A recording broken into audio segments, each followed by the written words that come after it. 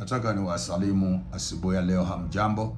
Habari ya leo, watumishi wa Mungu, watakatifu, wana wa Mungu na wote wateule, watu wa kawaida wa kila wakati. Mungu awabariki na Mungu awape neema asubuhi ya leo. Nafurahi kujiunga na nyinyi kuleta tena video ingine ya mafundisho. Chukua maji ya ndoo yaliyo masafi ambayo unaweza kuoga, pia unaweza kunywa.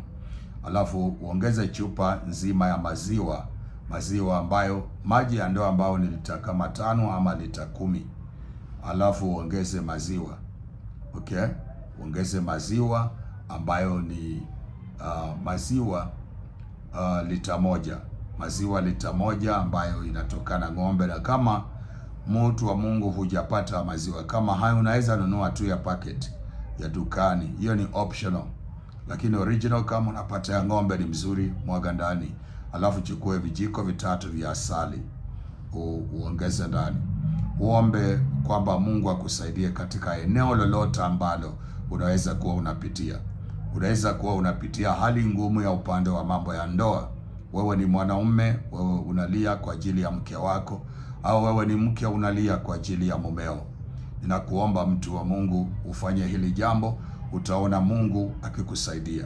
Sasa katika hali ya kuomba, utaomba kulingana na kile kitu ambacho ungetaka Mungu akusaidie.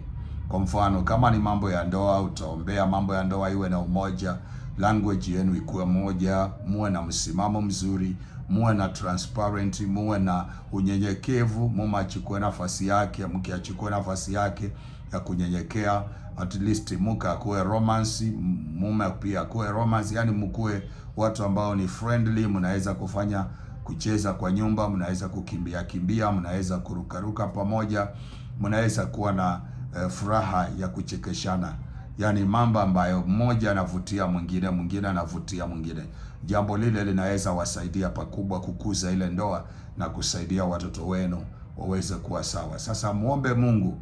Kama wewe ni mtu ambaye una matatizo upande wa ndoa, basi muombe Mungu akusaidia wakati unatumia recipe hii, uone mabadiliko katika ndoa yako. Kwa wale ambao ni masuala ya kibiashara, pia maombi yako ndiyo yatakayosaidia. Maandiko yanasema katika Methali 13 mstari ule wa 2, mtu atashiba mema kwa matunda ya kinywa chake. Ongea mambo ambayo ungetaka yatokee katika masuala ya kibiashara. Kama ni mambo ya wateja, wavute kwa maneno ya kinywa chako. Kama ni mambo ya biashara haiendi, isababishe iende kwa maneno ya kinywa chako. Sababisha. Maneno yako yamebeba uzima, yamebeba uhai, yamebeba nguvu za Mungu.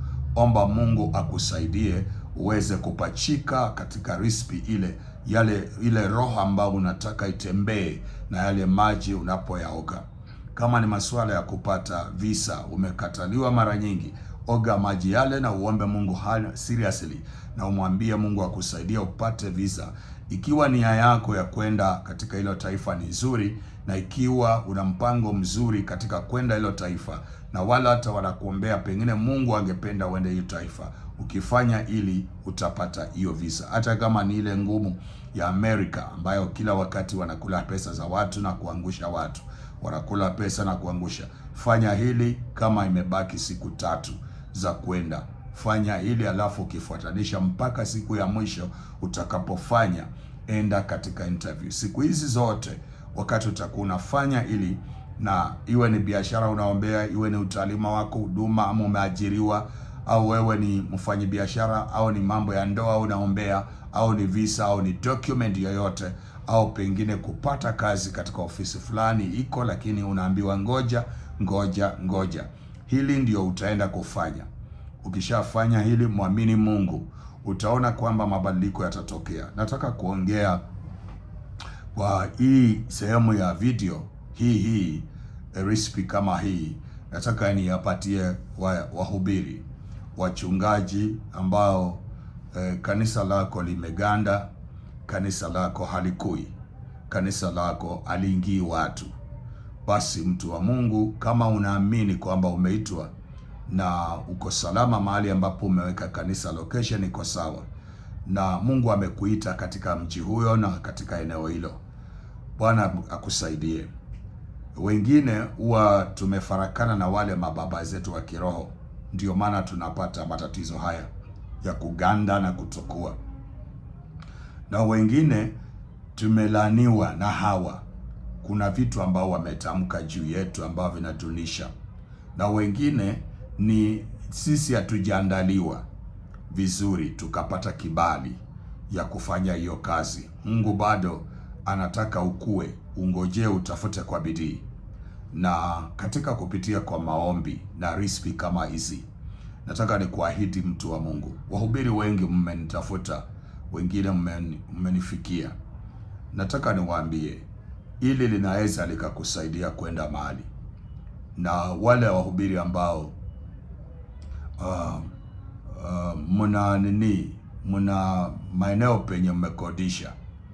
Unajua kuna recipe ambazo zinaweza fanywa kwa ground, lakini maeneo penye pamekodishwa ni challenge kwa sababu ni territory ya mtu mwingine. So hatuna nguvu sana za kufanya mambo mazuri ya kiroho yanayoweza kufungua eneo vizuri ikiwa kuna matatizo katika ground, maeneo ambayo pamekodisha. Naomba unaweza kutumia njia hii kwa kujisaidia wewe mwenyewe. Kila wakati unapoenda kuomba Mungu, omba kwa dimension hii ya ukuaji wa huduma yako, maana hiyo ndiyo kazi yako. Huduma yako ikue, watu wakuje ambao ni watu wa maana katika huduma, sio watu wa kukuja kupiga vita. Mungu akuletee watu ambao watasimama na maono yako. Mungu akuletee watu ambao watasababisha kubeba maono haya wakikimbia nayo. Mungu akuletee Yoshua atakaye kushika mkono wakati mikono yako Musa imechoka. Yoshua hatainua mikono yake, atainua yako ili apate ushindi. Mungu akuletee watu ambao wanaweza kusimama na kutoa madhabahu, kutoa hela katika podium yako ili kazi ya Mungu iende mbele. Usihusike na ulaghai wa kudanganya watu na mambo ya mafungu na mambo ya tithes na mambo ya nini. Fundisha haki. Tithes fundisha haki, matoleo fundisha haki, wala usiingie katika ulaghai ambao unauona katika madhabahu mengi ya watu kutumia maneno, kila kitu ni dedication, kila kitu ni sacrifice, ati kuna wengine una sacrifice kila mwezi, wengine una sacrifice kila, na watu wale wanao sacrifice hatuoni matunda kwao. Mungu akusaidia, mtu wa Mungu. Umeitwa, usijute, umeitwa. Na kama umeitwa ulisikia mwito na ukaitika mwito. Swali la pili ni je, uliandaliwa?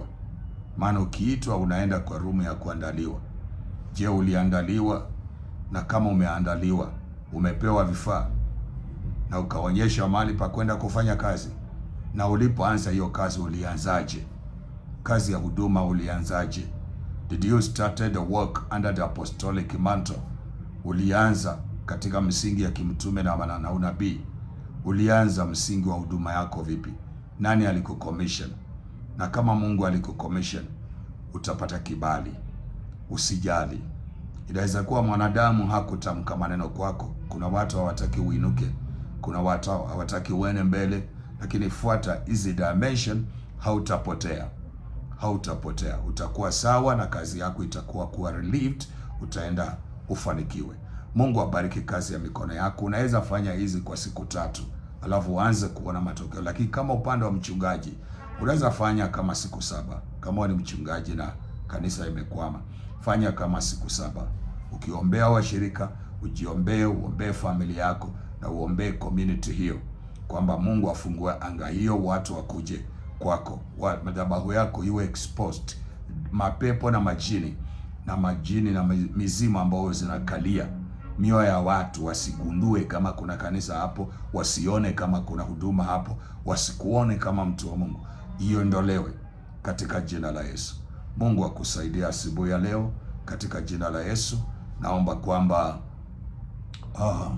Nairobi ninakuja kuweka huduma na ofisi, na ninaomba watu wa Nairobi mtakuwa mmepona. Kuna watu nimetaka kukutana nao, na nashukuru Mungu kwa wale nimekutana nao katika Ambassador Hotel.